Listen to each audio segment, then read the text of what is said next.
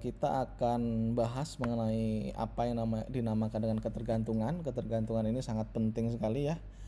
Jadi sebelum kita melakukan normalisasi, kita harus paham dulu apa yang dimaksud dengan ketergantungan gitu ya, sehingga kita bisa menyelesaikan kasus-kasus normalisasi itu dengan baik. Ada 3 jenis ketergantungan begitu ya, atau dependensi bahasa Inggrisnya.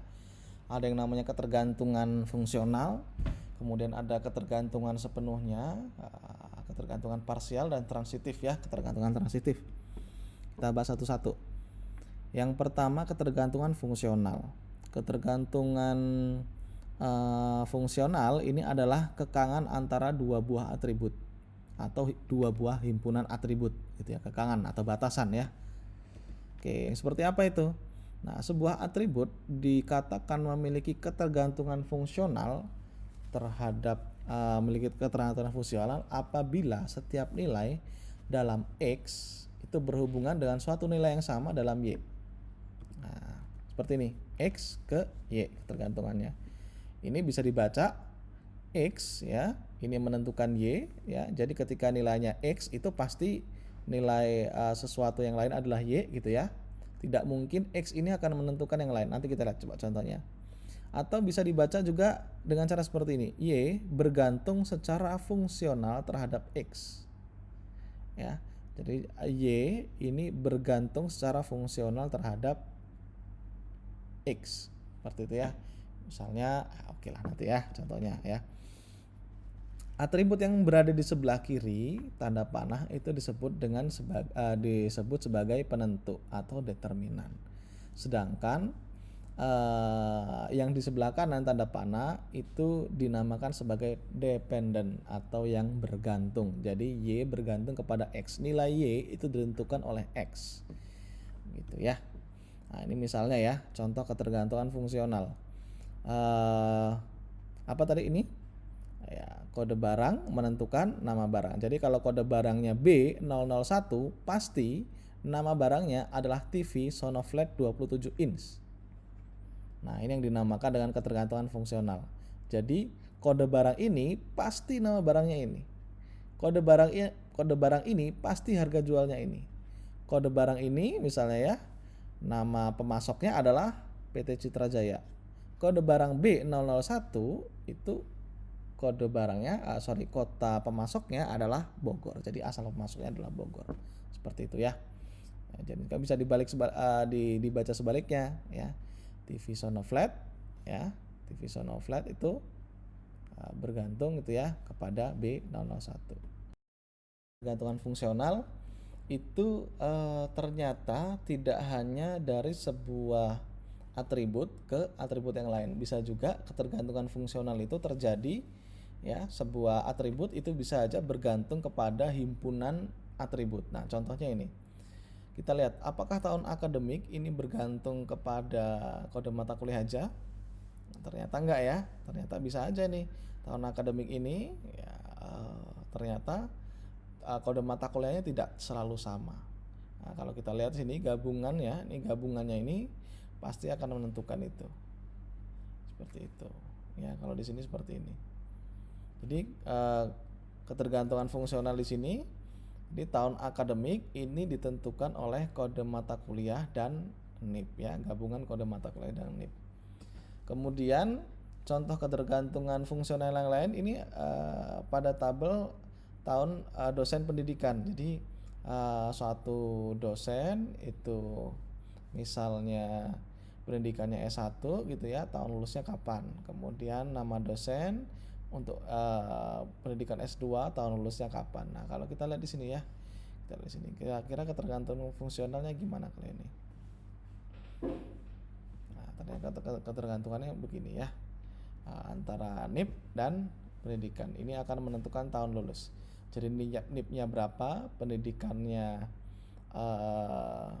apa begitu ya, baru menentukan tahun lulus. Karena kalau kita bergantung aja ke NIP gitu ya, kita bergantung saja ke NIP ini maka akan beda, karena di sini NIP 198803 ini tahun lulusnya ada yang 2010 dan 2012. Ini akan menjadi berbeda ketika kita gabungkan ya NIP dengan pendidikan. Ini pasti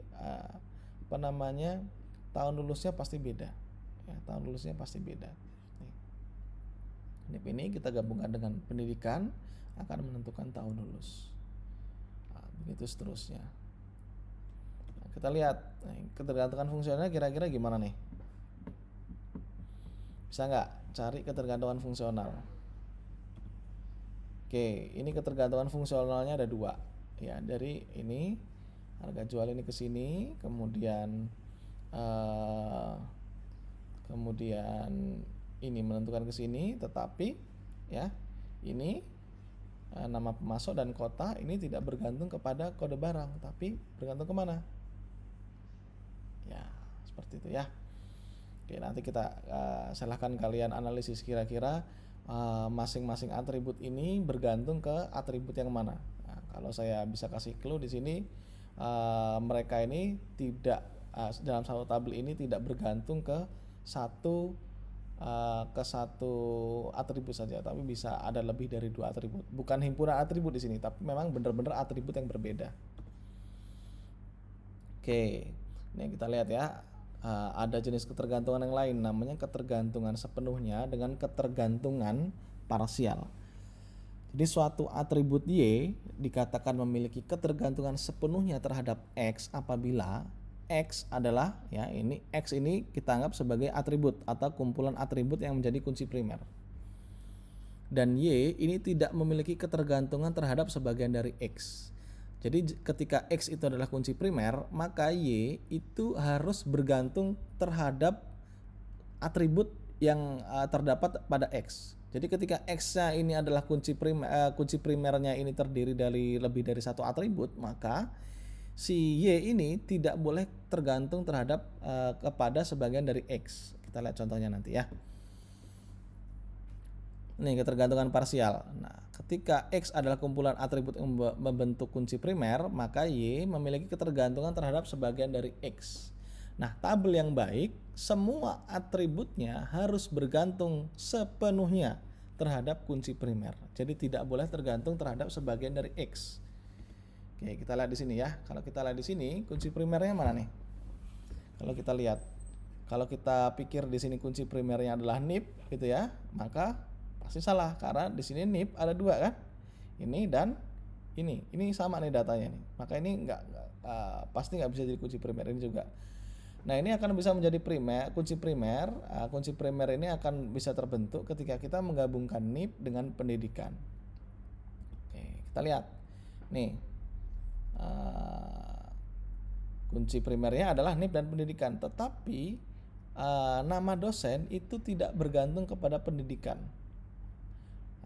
Nama dosen itu bergantung ke NIP-nya gitu ya, tidak bergantung kepada NIP dan pendidikan. Nah ini yang dinamakan dengan ketergantungan parsial. Jadi di mana ketika ada sebuah atribut ya yang bergantung terhadap sebagian dari kunci primer ya, ini kan bagian dari kunci primer NIP ini juga seperti itu. Jenis kelamin ya, M-nya double ini ya, terlalu semangat ini.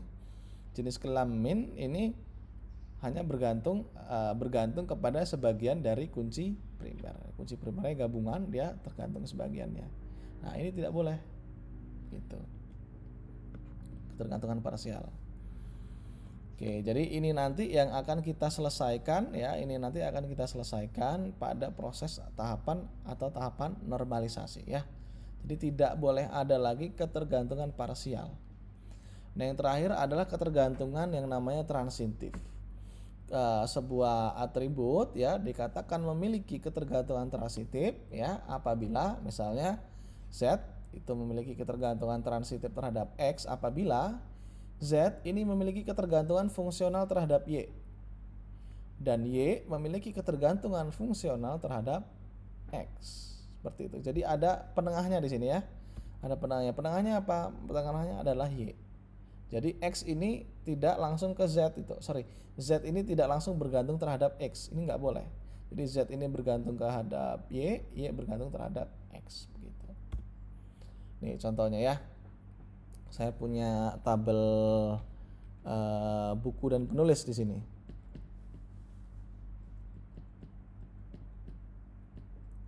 Oke, apa aja ketergantungan transitifnya di sini kira-kira? Nih kita lihat ketergantungan transitifnya ISBN, ya itu menentukan kode penerbit. Jadi ISBN ini pastilah penerbitnya ini, ya. Tapi kode penerbit dalam hal ini itu menentukan nama penerbit dan kode penerbit juga menentukan kota. Nah, ini yang dinamakan ketergantungan transitif. Y-nya mana? Y-nya adalah ini, kode penerbit ini. Ini X-nya, ini Y, ini Z. Ya, ini Z, ini Z. Jadi si kota ini tidak langsung bergantung terhadap ISBN. Karena kota ini hanya bergantung terhadap kode penerbit aja. Nah, maka sini ya ketergantungan transitifnya adalah seperti ini. ISBN menentukan kode penerbit menentukan penerbit nama penerbit. ISBN menentukan kode penerbit dan kode penerbit menentukan kota terbitnya, seperti itu. Oke.